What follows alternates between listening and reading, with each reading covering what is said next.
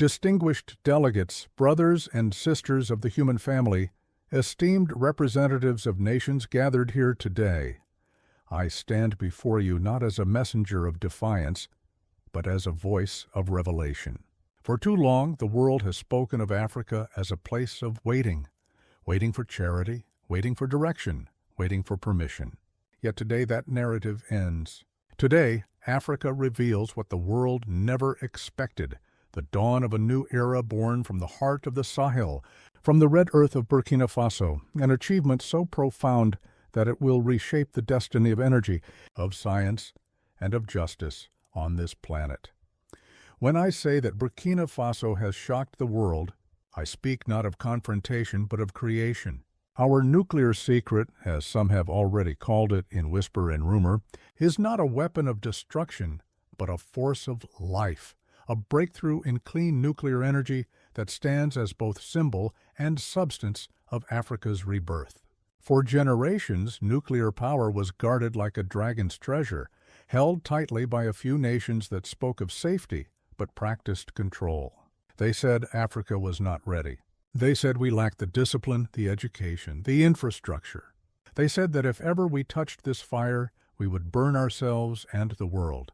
But what they forgot is that the same sun that shines upon their laboratories shines upon ours. The same human mind, the same creative spark, the same divine potential beats within the heart of an African child as within any other. And so, through years of quiet labor, through study and sacrifice, through partnerships of conscience rather than control, we built something new. We discovered a way to harness nuclear energy without fear, without dependence on foreign uranium markets, without the poison of waste that scars the earth. Our scientists, sons and daughters of this continent who refuse to accept the limitations placed upon them, have engineered a closed loop, low-temperature fusion system powered not by rare materials, but by the abundant elements of African soil and sunlight. What we have achieved is not only technological, it is philosophical. For we have shown that Africa does not need to borrow its future. It can invent it. When the first prototype came online in the outskirts of Ouagadougou, the lights that flickered to life that night were more than electric. They were spiritual. It was as if the ancestors themselves, who once guided our hands in the fields and our feet through the deserts, had returned to remind us that dignity is not given by others. It is rediscovered from within. Many around the world have reacted with disbelief. Some have responded with fear. They say, how could this be? How could a small landlocked country, without massive industry, without vast wealth, accomplish what the mightiest nations have not? And my answer is simple. Because we believe that the measure of progress is not the size of your economy, but the courage of your conviction. For too long, global power was defined by those who controlled energy. The oil, the gas, the uranium, the patents, the distribution routes. The world has fought wars over these things, has sanctioned nations, toppled governments, and enslaved entire peoples to ensure that the engine of one civilization could keep running at the expense of another. But today that monopoly trembles.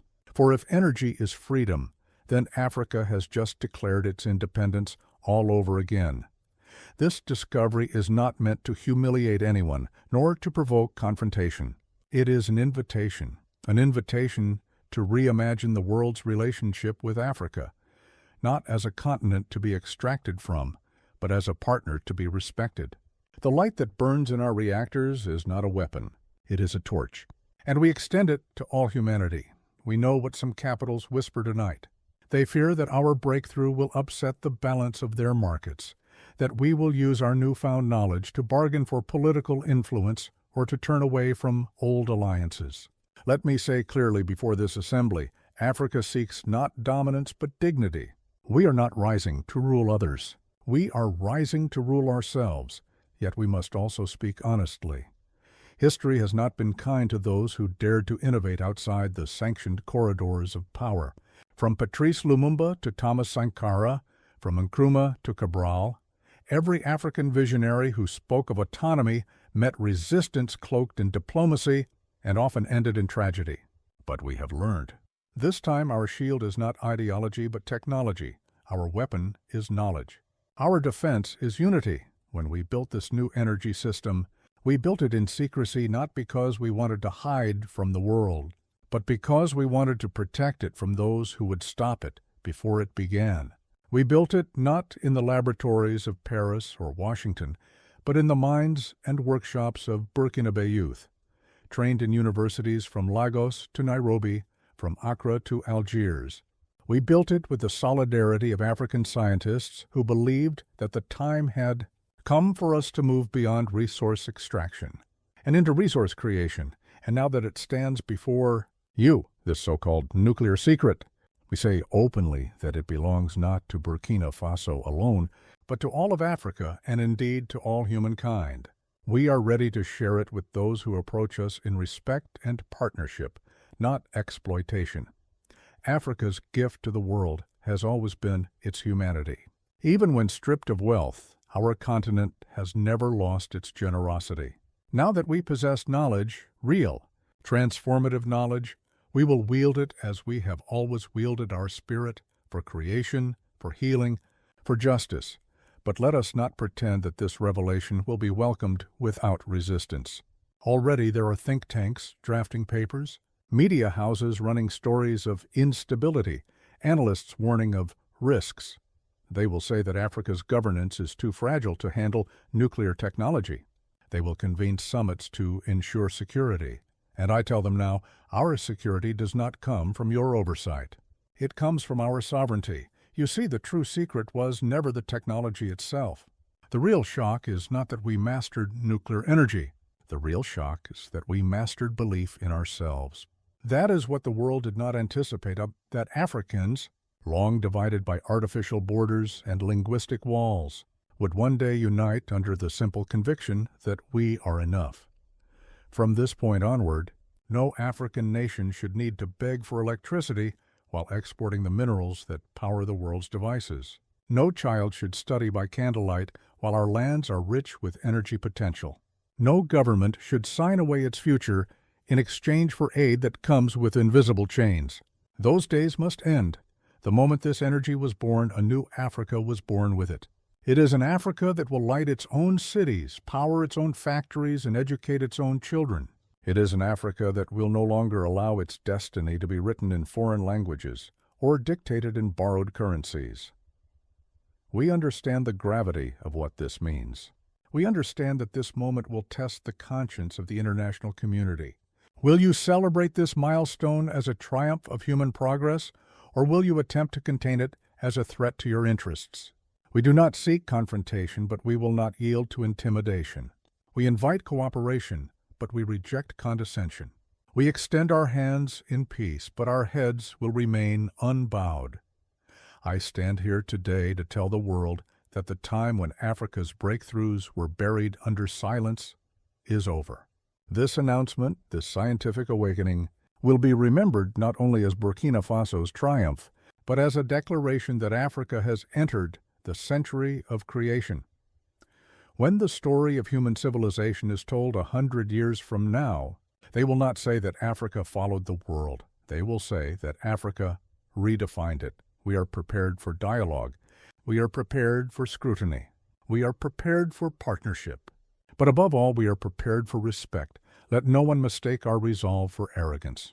We know that this power carries responsibility. We know that nuclear technology, however peaceful, requires vigilance, transparency, and wisdom.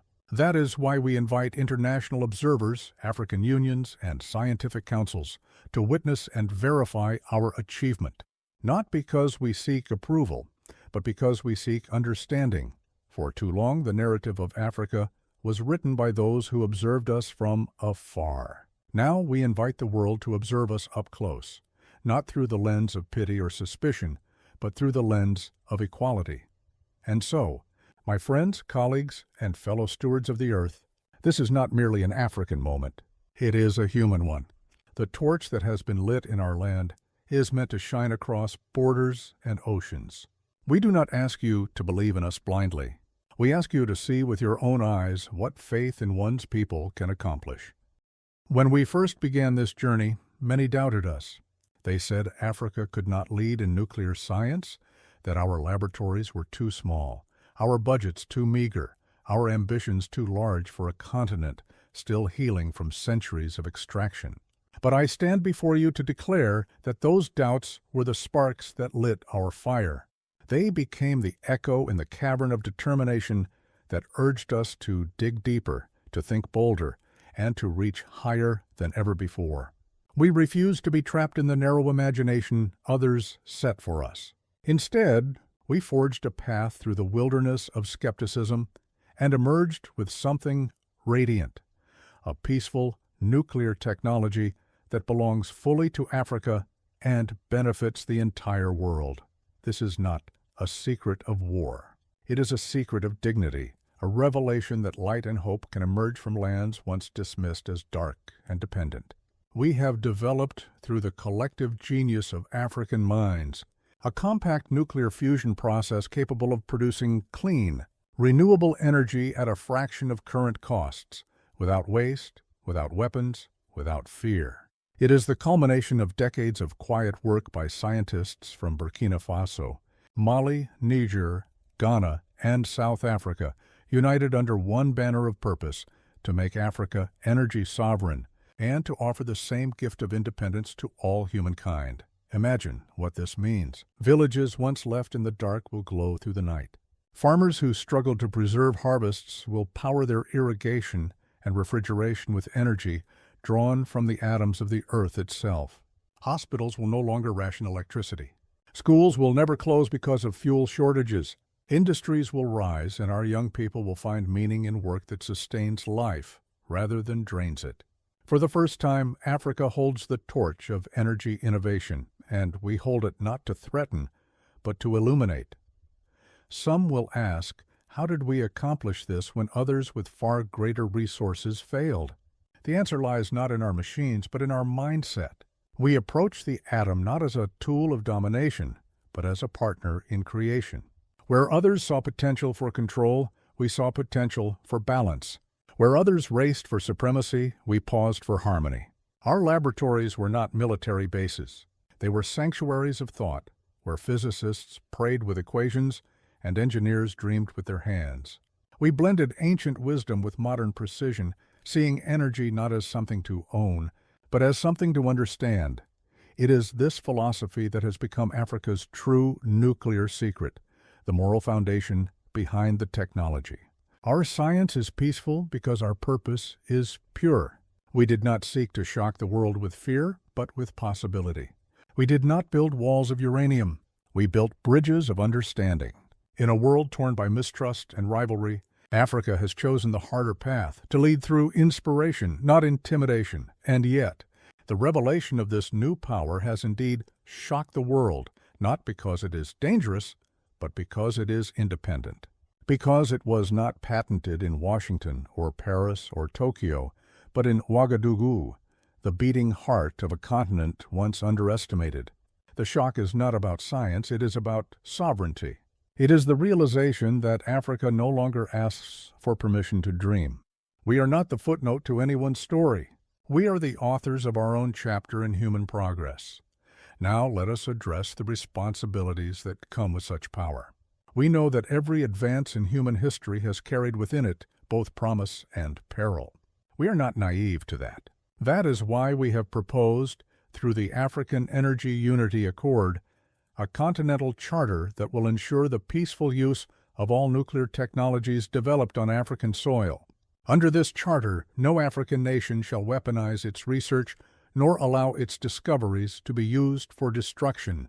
We will invite the international community to observe, to collaborate, and to learn alongside us, not as supervisors, but as partners. The African Energy Unity Accord is also a pledge to transparency. Every reactor we build will be monitored by our continental agency, every safety standard published openly. Our goal is not secrecy, but security, the security that comes from trust, cooperation, and shared humanity. We welcome scientists from every region to join us in perfecting and replicating this technology, for the energy of the atom belongs to no single nation. It belongs to the earth itself and to the people who respect it. Let me now speak to the young generation across Africa. You are the true custodians of this discovery. You who code beneath flickering lights. You who study by candle because the grid has failed. You who dream of laboratories you've never seen. This is your inheritance. The world may have written you off, but today you stand on the threshold of history.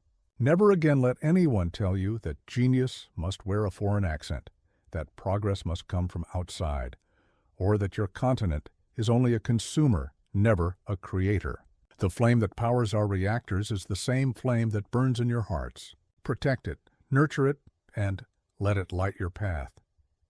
To our brothers and sisters in the global south, from Latin America to Asia, we say, this is not Africa's victory alone. It is the victory of every nation that has been told to stay in line, to borrow rather than build, to imitate rather than innovate. It is proof that the era of dependency can end, and that knowledge is the new frontier of freedom. Let us share this technology not through the chains of licensing or the maze of bureaucracy, but through open science, shared research, and equitable partnerships. Let the atom become the symbol of unity among the nations that have too long been divided by inequity. And to the great powers of the world, I say this with respect and conviction.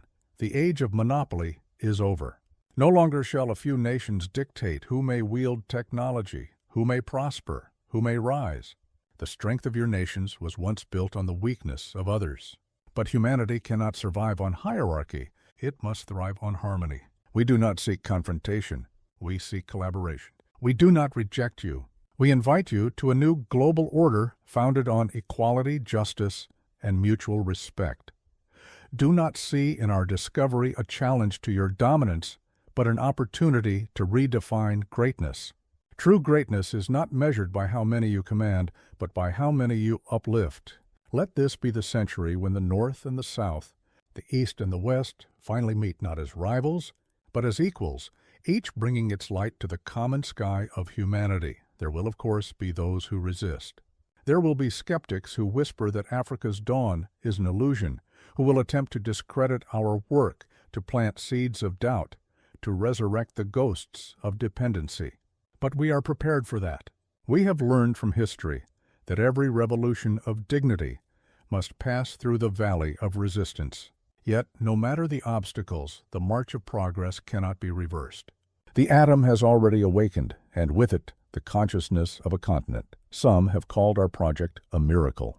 But I tell you, it is not a miracle. It is a method. It is the product of discipline, education, and collective will. We built universities before reactors. We built cooperation before competition. And we built character before capability. That is why our discovery will endure, because it is rooted not just in science, but in spirit. Let us also honor those who made this possible, the nameless scientists, engineers and dreamers who labored not for fame, but for the freedom of their people. Some worked in rural laboratories powered by solar panels, others in desert outposts where every drop of water was precious. Yet they all shared one conviction, that Africa could light its own way. Today, we fulfill their dream. To the international press gathered here, I say this. Do not report this as a shock. Report it as a shift. The world has not been upended. It has been awakened. A continent long silenced has found its voice, and it speaks not in anger, but in affirmation. This is Africa's message to the world. We are not the future of despair. We are the present of potential. And to the United Nations, this great assembly of nations, we appeal for partnership, not pity, for cooperation, not control. Help us ensure that this discovery becomes a blessing to all humanity. Let the Security Council and the General Assembly recognize that the greatest security comes not from weapons, but from wisdom. Energy poverty is the real threat to peace. Inequality is the real fuel of instability. If we can light the world together, we can end the darkness of division forever. So, tonight, as the sun sets over the Sahel and the first reactors hum beneath the red earth of Burkina Faso, I ask the world to listen not to our words, but to our will. The era of extraction is over. The era of empowerment has begun. We extend our hands not in supplication, but in solidarity. We invite you not to lead us, but to walk with us, into a new dawn powered by knowledge, guided by peace, and sustained by justice. Let it be recorded that on this day, Africa did not ask for recognition, it claimed it. We did not wait for approval, we earned it. We did not imitate, we innovated. And in doing so, we reminded the world that the cradle of humanity can also be the cradle of renewal. To every child across the deserts, forests, and coasts of our continent, look to the night sky and know this: the same stars that guided your ancestors now witness your rise. The world has been shocked not by our defiance but by our determination. The atom has spoken, and its voice is African.